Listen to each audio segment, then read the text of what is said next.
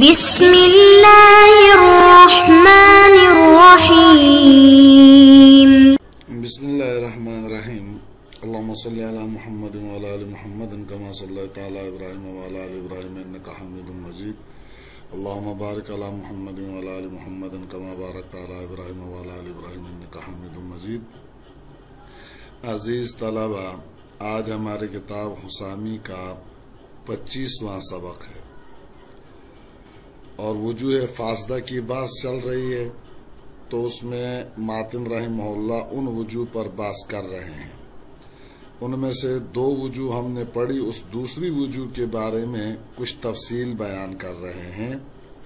پہلے آپ عربی عبارت دیکھیں اور اس کے بعد ترجمہ، پھر کچھ باتیں عرض کی جائیں گی۔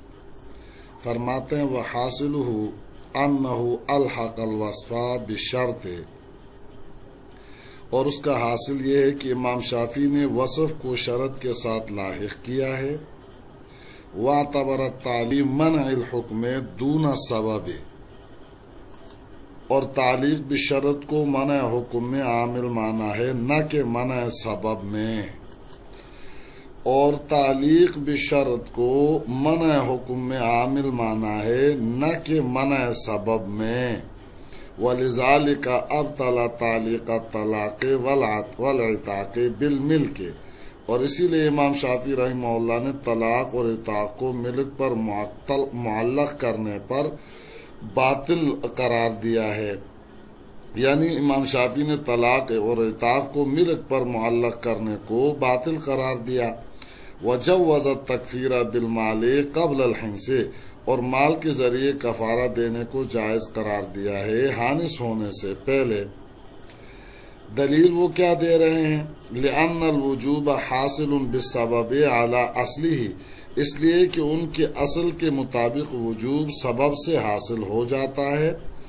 وَوُجُوبُ الْأَدَاءِ مُتَرَاخٍ عَنْهُ بِالشَّرْطِ، اور وجوب ادا سبب سے مؤخر ہو جاتا ہے شرط کی وجہ سے۔ والمالی یحتمل الفصل بین وجوبہ و وجوب ادائہ، اور کفارہ مالی میں نفس وجوب اور وجوب ادا کے درمیان فصل کا احتمال ہے۔ اما البدنی فلا یحتمل الفصل، بہرحال کفارہ بدنی پس وہ فصل کا احتمال نہیں رکھتا۔ فلما تأخر الادا لم يبق الوجوب، پس جب ادا مؤخر ہو گئی تو وجوب بھی باقی نہیں رہا۔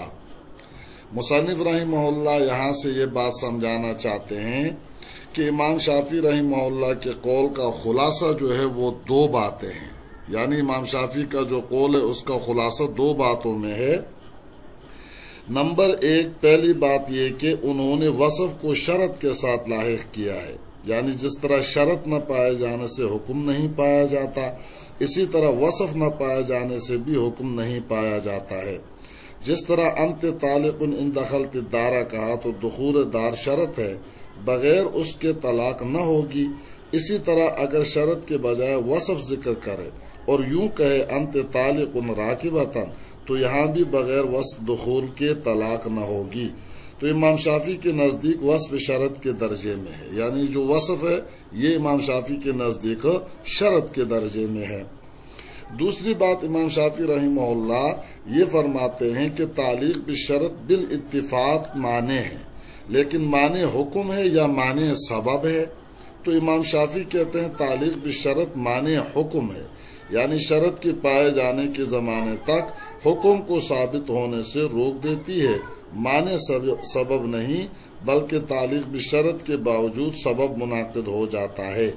جیسے شرط خیار، یعنی خیار بے میں جو شرط ہے خیار کا، یہ معنی حکم ہے نہ کہ معنی سبب۔ مطلب کیا ہے کہ خیار سے سبب یعنی بے منعقد ہو جائے گی، البتہ خیار حکم سے معنی ہے، یعنی خیار کی وجہ سے ابھی ملک کا ثبوت نہ ہوگا۔ جیسے آپ اس کو یوں بھی سمجھ سکتے ہیں کہ ایک بھاری قندیل کو آپ رسی سے باندھ کر لٹکا دیں تو قندیل کا بھاری پن اس کی گرنے کا سبب ہے، اور گرنا اس کا یہ حکم ہے، اور رسی شرط کے درجے میں ہے،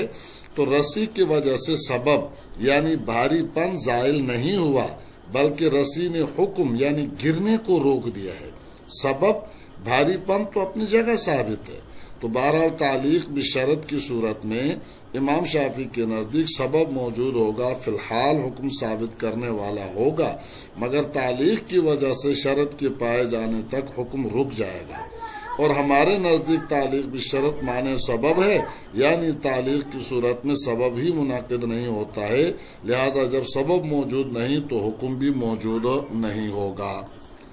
اچھا، اب مصنف رحمہ اللہ نے امام شافعی کے قول پر دو تفریعی مسائل ذکر کیے ہیں۔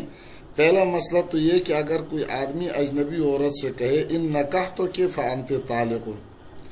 یا ایک آدمی کسی اجنبی کی غلام سے کہے ان ملکتک فانت حر،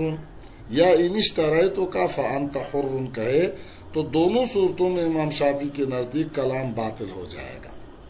کیا مطلب ہے؟ یعنی نہ نکاح کے بعد عورت پر طلاق پڑے گی اور نہ مالک ہونے کے بعد غلام آزاد ہوگا، کیونکہ امام شافعی کے نزدیک تعلیق بشرط معنی حکم ہے، یعنی فی الحال حکم ثابت نہیں ہوگا بلکہ شرط کے زمانے تک مؤخر ہوگا، لیکن معنی سبب نہیں، لہذا سبب تو فوراً منعقد ہو جائے گا۔ اور یہاں چونکہ غیر کا غلام ہے جو آزادی کا محل نہیں، اور اجنبیہ عورت ہے جو سبب یعنی طلاق کا محل نہیں، تو سبب یعنی انت طالقن اور انت حرن دونوں لغو ہو جائیں گے۔ ہمارے نزدیک چونکہ تعلیق بشرط معنی سبب ہے، یعنی سبب کے انعقاد کو روکتی ہے، پس جب شرط پائی جائے گی تو اس وقت یہ سبب منعقد ہوگا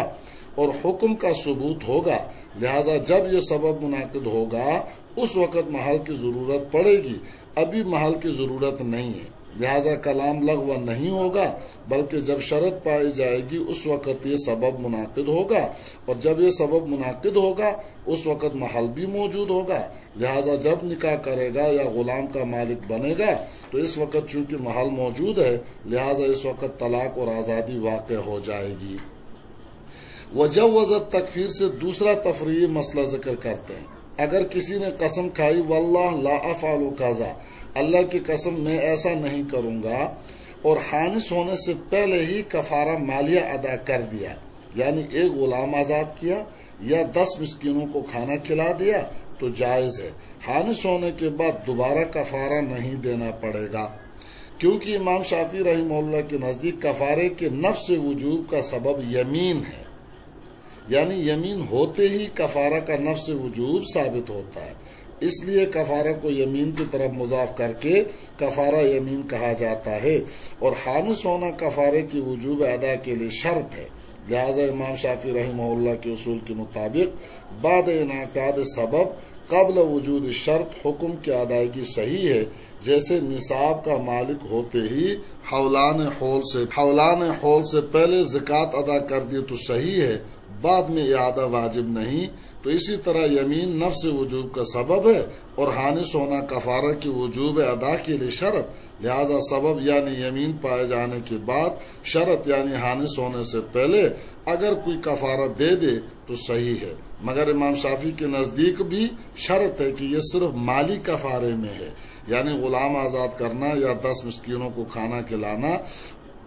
ورنہ روزے سے کفارہ خانص ہونے سے پہلے ان کے نزدیک بھی جائز نہیں ہے۔ اسی لیے والمالی یحتمل سے مالی اور بدنی کا کفارہ میں فرق بتا رہے ہیں کہ امام شافعی کے نزدیک مالی کفارہ قبل الحنث جائز ہے اور بدنی کفارہ جائز نہیں ہے۔ کیوں؟ اس لیے کہ وہ کہتے ہیں کہ واجب مالی میں نفس وجوب ادا میں فصل ہو سکتا ہے، جیسے کسی نے 1 مہینے کے وعدے پر کوئی چیز خریدی تو ثمن کا نفس وجوب تو عقد ہوتے ہی ہو گیا، لیکن وجوب ادا 1 مہینے کے بعد ہوگا، تو یہاں وجوب ادا اور نفس وجوب میں فصل ہوا۔ اس سے یہ بات معلوم ہوئی کہ مال میں عدم وجوب ادا عدم نفس وجوب پر دلالت نہیں کرتا، یعنی ایسا ہو سکتا ہے کہ مال کا نفس وجوب تو ثابت ہو جائے، وجوب ادا ابھی نہ ثابت ہو، اور نفس وجوب ثابت ہو جانے کے بعد واجب کو وجوب ادا کے ثابت ہونے سے پہلے ادا کرنا جائز ہے، جیسے کہ مالک نصاب کے لیے حولان حول سے پہلے زکوٰۃ دینا جائز ہے۔ اور مشتری کے لیے ثمن معجل کو میعاد پوری ہونے سے پہلے ادا کرنا جائز ہے، لیکن جو بدنی واجب ہے اس میں نفس وجوب اور وجوب ادا میں فصل نہیں ہو سکتا، بلکہ وجوب ادا ہی کا نام نفس وجوب ہے، لہذا کفارہ بدنی میں وجوب ادا حانس ہونے کے بعد ہے تو نفس وجوب بھی حانس ہونے کے بعد ہی ہوگا، کیونکہ واجب بدنی میں وجوب ادا ہی نفس وجوب ہے۔